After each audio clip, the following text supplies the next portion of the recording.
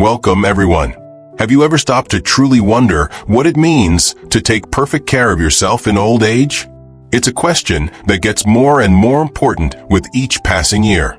For many older adults, the idea of self-care can feel complicated, maybe even overwhelming. The body slows down, routines get disrupted, and the world doesn't always move at your pace. But what if I told you that real, lasting well-being in your later years doesn't come from some secret, complex formula or an expensive, one-size-fits-all solution? What if it comes from small, essential habits, done consistently and with care? Perfect self-care isn't about doing everything, but about doing the right things. In this video, we're going to explore 8 essential tips that can help you care for yourself perfectly as you grow older. These aren't just general suggestions. They're time-tested habits that the healthiest, most vibrant seniors rely on every single day. From how you move to how you think, what you eat to how you rest, and how you connect with the world around you. Each one of these tips has the power to reshape your daily life for the better. By the end of our time together, you won't just learn how to care for your body, but how to care for your spirit, your mind, and your peace of heart. Let's get started.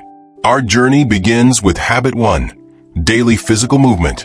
This is one of the most foundational things you can do to take care of yourself in old age, and it's likely the first thing that comes to mind. But let's be clear.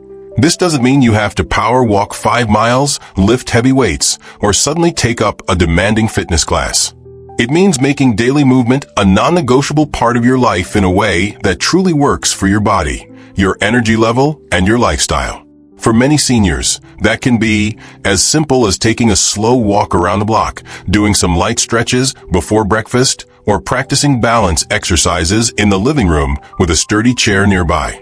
It's not the intensity that matters, it's the consistency. The powerful truth is that when you stop moving, everything else starts to decline. Your muscles weaken faster than you think, joints become stiff, circulation slows, and even your digestion and mood can take a hit. But when you continue to move, even gently, you're sending a powerful message to your body. We're still in this. You're keeping the blood flowing, the muscles active, and the nervous system responsive. Over time, that commitment adds up in powerful ways, protecting your independence and restoring your strength. Your body might not move like it did when you were 40, but it still wants to feel useful, alive, and engaged with the world. Give it that chance. A small habit done daily can restore strength, build balance, and protect your dignity. Next up is habit 2, a simple, nourishing eating routine. So many diets out there promise miraculous results, but for most seniors, the goal isn't a certain number on the scale. It's about eating in a way that supports your digestion, fuels your body, and gives you the steady energy to live each day with clarity and comfort. The best approach isn't complicated at all. In fact, it's often the simplest meals that serve you best. When you build your meals around whole, recognizable foods, things like fresh vegetables, lean proteins, whole grains, and healthy fats, you're giving your body exactly what it needs to function properly. There's no guesswork, no fancy ingredients, and no need to follow a rigid chart. Just real food in portions that feel right for your body. For many older adults, keeping meals predictable and consistent helps the digestive system stay steady, which means less bloating and a more comfortable rhythm throughout the day. And let's not forget hydration. Many older adults forget to drink water regularly because the natural sense of thirst tends to fade with age. But staying hydrated can improve your memory, reduce joint stiffness, and keep your skin and organs functioning well. A glass of water with every meal and herbal tea in the afternoon can be a gentle, loving reminder that caring for yourself means caring for yourself on a cellular level, too. Moving on, we come to habit 3, a regular sleep schedule. This is a truly vital part of caring for yourself. It means going to bed and waking up at about the same time every day, even on weekends. While it might sound simple, this one habit can have a profound impact on how you feel, think, and function. For many seniors, sleep becomes more fragile over time. What once came easily now takes more intention. But when you commit to a steady rhythm, you give your body and brain the structure they need to rest, repair, and recharge properly. Your body loves predictability. When it knows when to wind down and when to wake up, your internal clock works better, affecting everything from your hormone levels to your memory. Disrupted sleep can quickly take a toll, leaving you feeling groggy and anxious. Instead of chasing sleep with pills or gadgets, many seniors find that returning to a basic routine helps the most. This means dimming the lights an hour before bed, turning off screens, and doing something calming like reading or gentle stretching. It's not just about what you do at night. What you do during the day matters, too. Getting a little morning sunlight and keeping your naps short all help your brain distinguish between day and night, making your sleep more natural and restorative. Next, we must talk about habit 4, monitoring your emotional well-being. This is one of the most overlooked yet essential parts of self-care. As we get older, it becomes easy to focus only on physical health, taking our pills, watching our diets. But emotional health is just as important, if not more so. How you feel on the inside, your sense of peace, your connection to others, your ability to cope with change, will shape every other part of your day. Growing older comes with challenges that can weigh on the heart. Friends move away, families get busy, and if you're not careful, isolation can start to creep in. But you have more control than you think.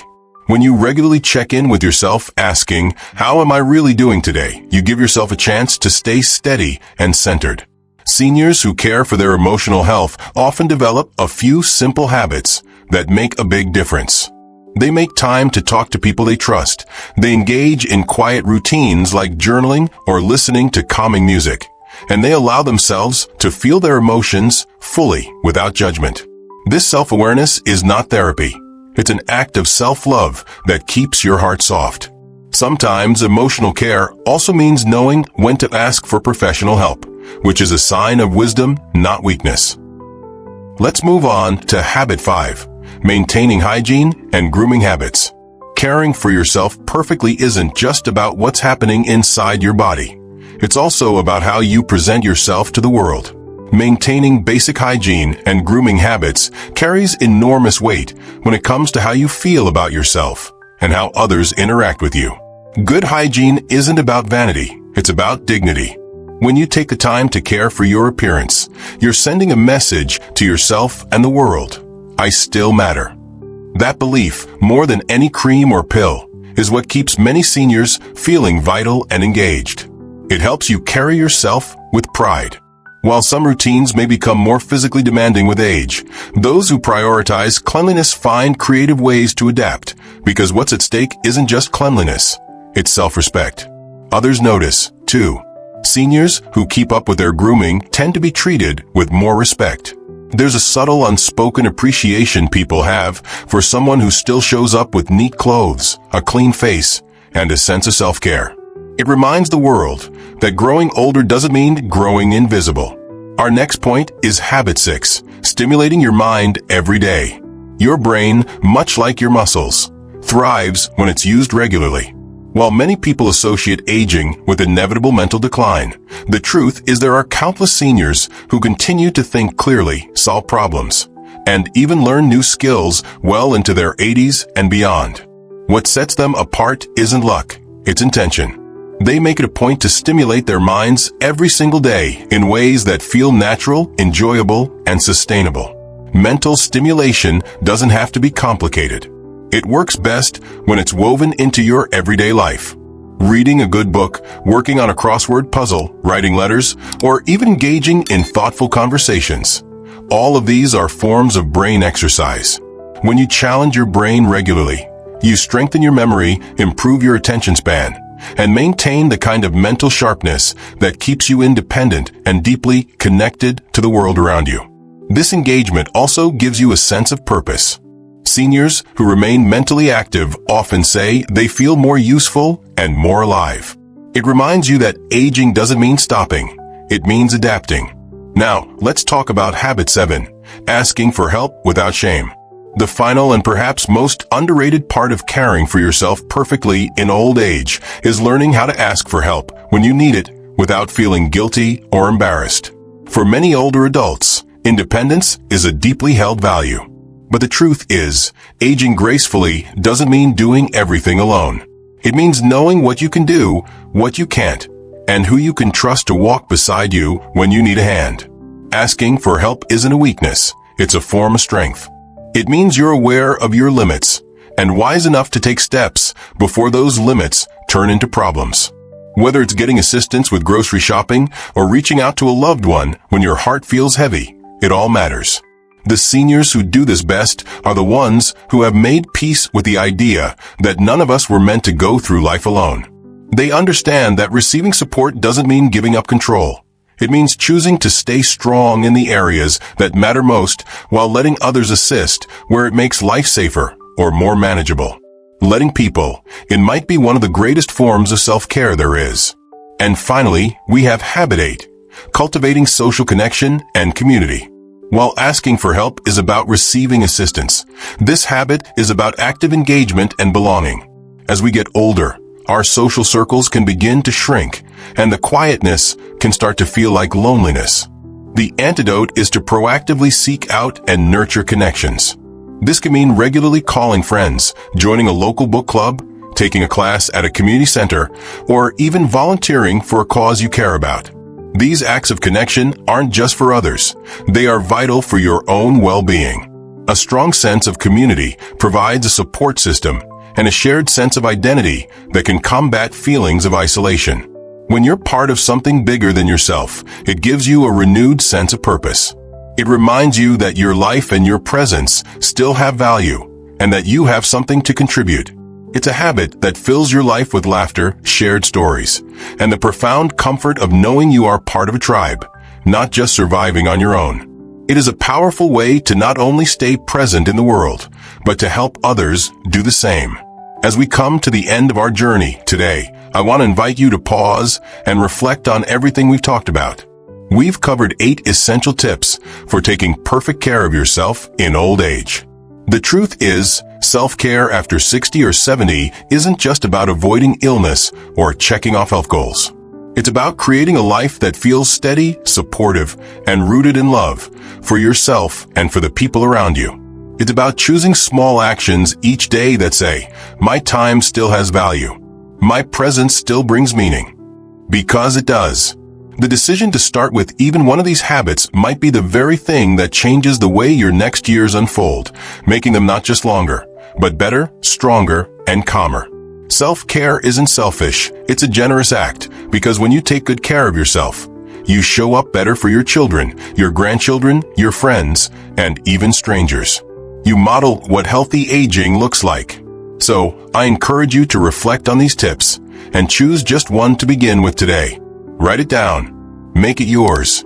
Let it shape how you care for yourself this week, this month, and this year. Perfect self-care in old age doesn't come from doing everything right.